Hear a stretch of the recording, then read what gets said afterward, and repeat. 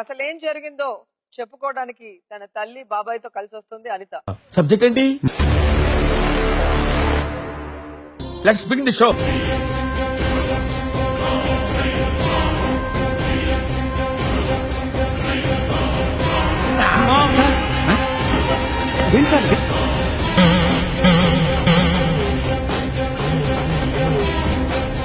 Performance peaks. It's only sample piece. Peaks ముందు ముందు చూస్తారు. ఆవిడ కొట్టేదానికి నీకు రైట్స్ లేదు.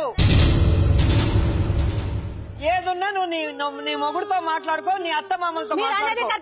రైట్, ఆమెను కొట్టోదని రైట్. మరి నా భర్త నేను కొట్టినప్పుడు నీ ఎందుకు రావాలి? నువ్వు ఊరుకోమా, దుద్దు దుద్దు దుద్దు అంటావు.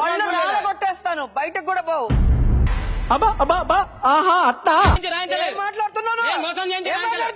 ఏవక్క ఏంది నీ ఆవేశం? తట్టుకోలేకపోతున్నాను. ఒక ఎవిడెన్స్ ఇస్తా, నేను దానికి కాదంటే అడగండి. సిపి గారి దత్తత తీసుకున్న వాళ్ళు ఒక బ్లాక్ పేపర్ తీసుకుని మీరు ఎవడో ఓవరాక్షన్ చేస్తున్నాడు, చైల్డ్ ఆర్టిస్టా?